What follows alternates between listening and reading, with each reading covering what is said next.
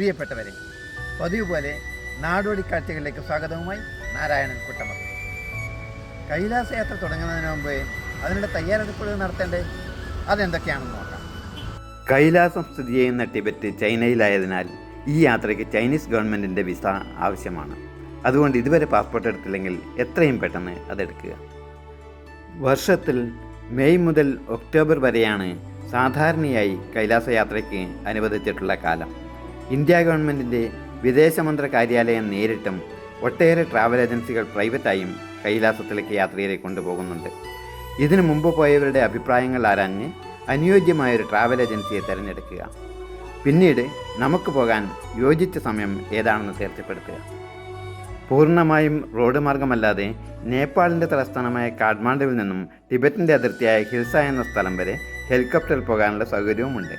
Helicopter മാർഗമുള്ള യാത്രയ്ക്ക് ശരാശരി 9 ദിവസവും പൂർണ്ണമായും റോഡ് മാർഗമുള്ള യാത്രയ്ക്ക് ശരാശരി 14 ദിവസവുമാണ് മിക്ക ട്രാവൽ ഏജൻസികളും എടുക്കുന്നത്.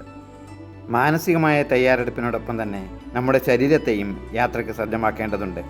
പ്രാണായാമം, യോഗ, മെഡിറ്റേഷൻ, നടത്തം എന്നിവയൊക്കെ പതിവായി ചെയ്യുക.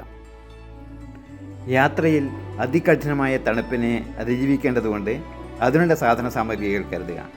Jacket, thermal wear, raincoat, gloves, woollen monkey cap, woollen socks, ear muff, കമ്പിളിക്കുപ്പായങ്ങൾ എന്നിവയൊക്കെ ഗുണനിലവാരമുള്ളത് നോക്കി വാങ്ങുക.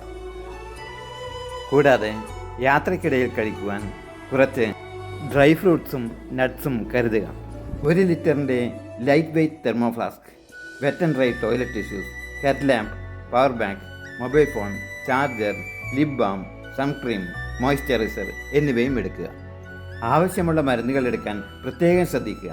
പതിവായി കഴിക്കുന്ന മരുന്നുകൾക്ക് പുറമെ തലവേദന, പനി, ജലദോഷം, ചുമ, വയറിളക്കം, മുറിവ്, ചതവ് തുടങ്ങിയവയ്ക്കൊക്കെയുള്ള മരുന്നുകൾ കരുതുക.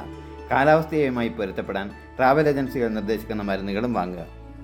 കുതിരപ്പുറത്താണ് പരിക്രമണം നടത്താൻ ഉദ്ദേശിക്കുന്നതെങ്കിൽ അതിനും കൂടിയുള്ള ചൈനീസ് യുവാൻ വാങ്ങിവെക്കുക.